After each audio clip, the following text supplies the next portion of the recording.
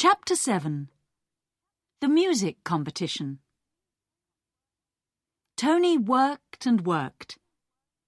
He got up at 6 every morning. He worked on the farm until 4 o'clock in the afternoon.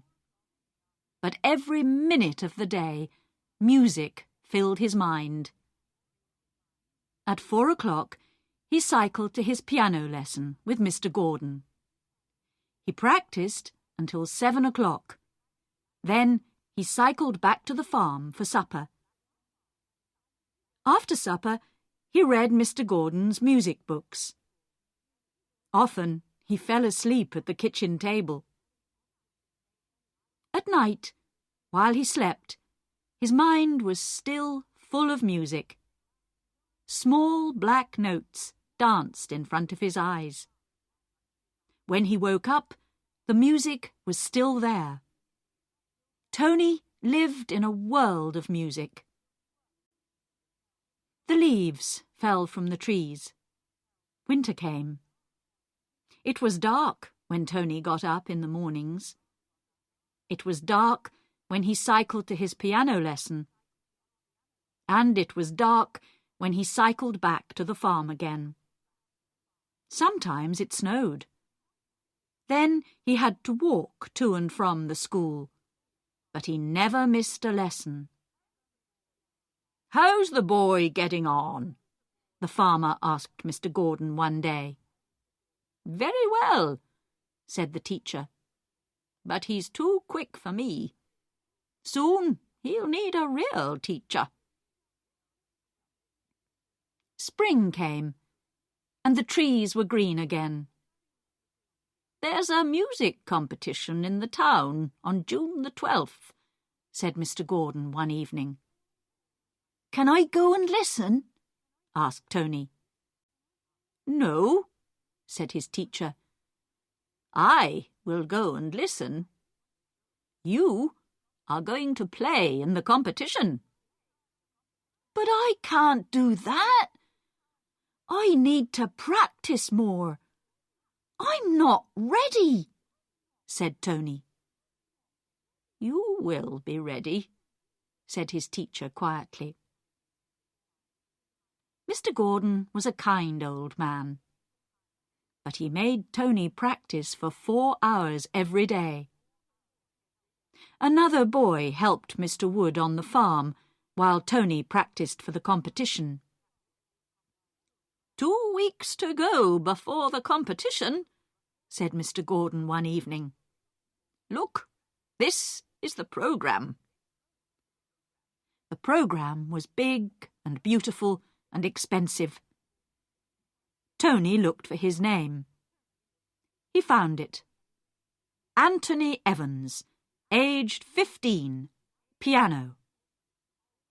"Nobody calls me Anthony," he said. "Why can't they call me Tony?" "Tony is a boy's name," said Mr. Gordon. "Anthony is a man's name. Tony Evans was a farm boy. Anthony Evans is a musician. One day, Anthony Evans will be famous all over the world. And from today, I'm going to call you Anthony." On the morning of the competition, Mr. and Mrs. Wood and Anthony went into town in the car. While Mr. Wood had a drink with some friends, Mrs. Wood took Anthony shopping. She bought him a new brown suit and a new white shirt.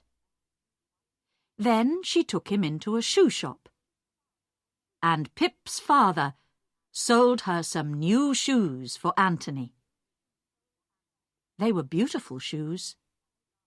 They shone like glass, and Mrs. Wood liked them very much. The shoes were too small, and they hurt Anthony's feet. But he did not say anything. What could he say? Mrs. Wood paid for the shoes, and Pip's father put them in a box.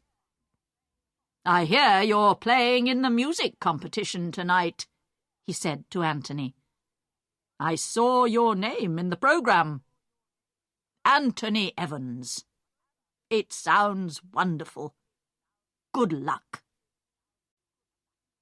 In the evening, the Wood family and Anthony drove to Mr. Gordon's house. Mr. Gordon came out. He was wearing his best suit. "You look wonderful, Mr. Gordon," laughed Mrs. Wood. "Are you getting married?" The old man got into the car, and they all drove to the competition.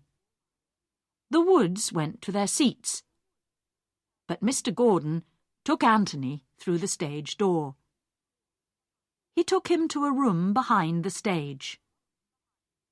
A lot of musicians were waiting there. The women were wearing long dresses. The men were wearing evening suits. Nobody spoke to Anthony. "Goodbye, my boy," said Mr. Gordon, "and good luck." Anthony sat in the waiting room for a long time. His feet hurt. They burned like fire.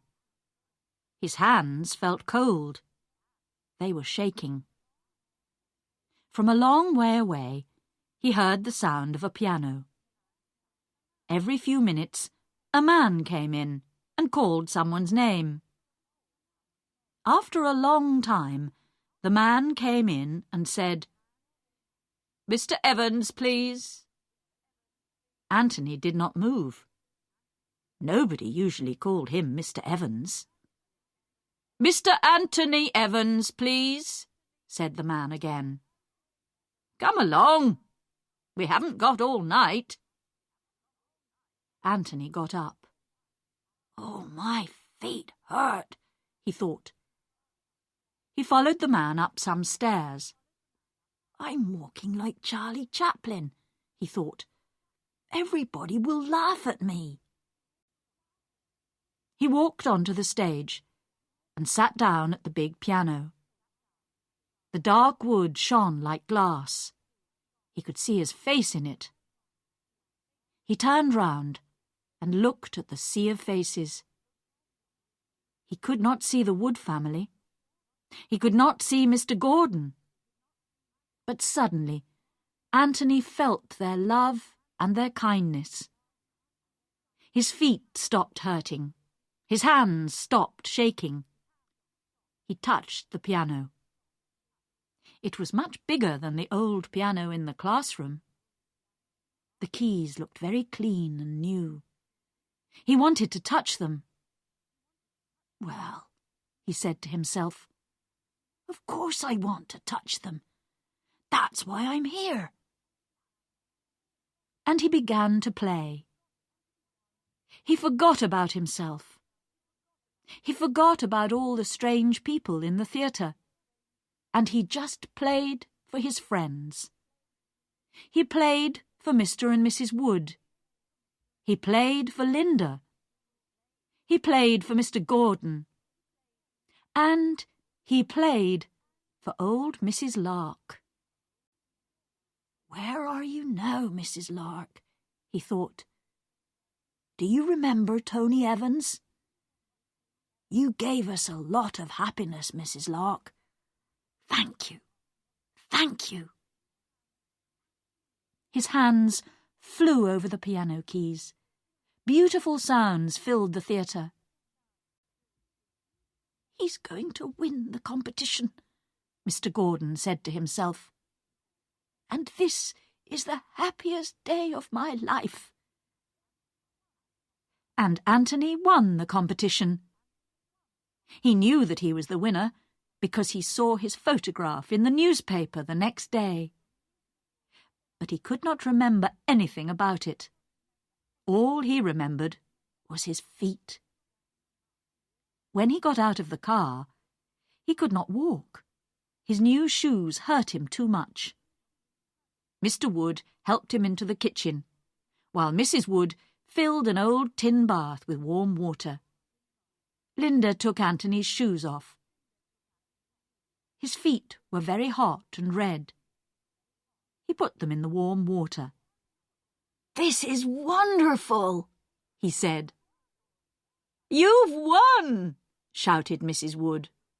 "Forget about your feet, boy. You've won the competition. This is the most important night in your life." But Anthony was too tired to answer. They helped him up to bed, and he slept until 9 o'clock the next morning. Linda brought him breakfast in bed. He felt very strange and uncomfortable. "I've never had breakfast in bed before," he told her.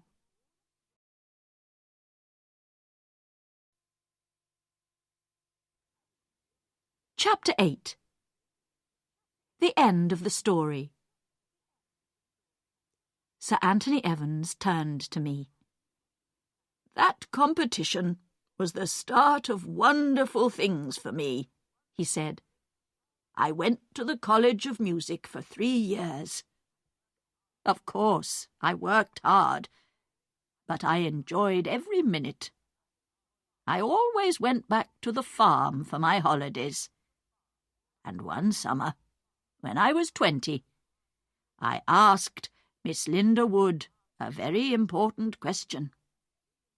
'I can't give you much, Linda,' I told her, 'but one day I shall be rich and famous.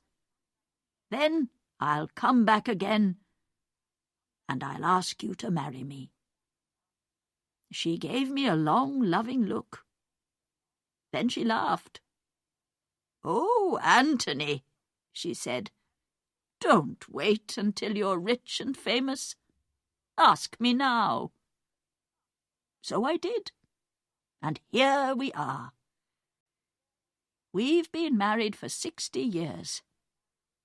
5 years ago, the Queen invited us to Buckingham Palace. I was Mr. Anthony Evans when I went into the palace. I was Sir Anthony Evans when I came out. And," he took his wife's hand, "my dear Linda was Lady Evans." There was a knock at the door of the dressing-room. "2 minutes, Sir Anthony," said a voice. The famous musician stood up. "I'm ready," he said. He turned to me. "How many concerts have I given? 2,000? 3,000? For me, every concert is new and exciting. Now, go, my dear, and write your story. Tell the readers of your newspaper that I am a very lucky man."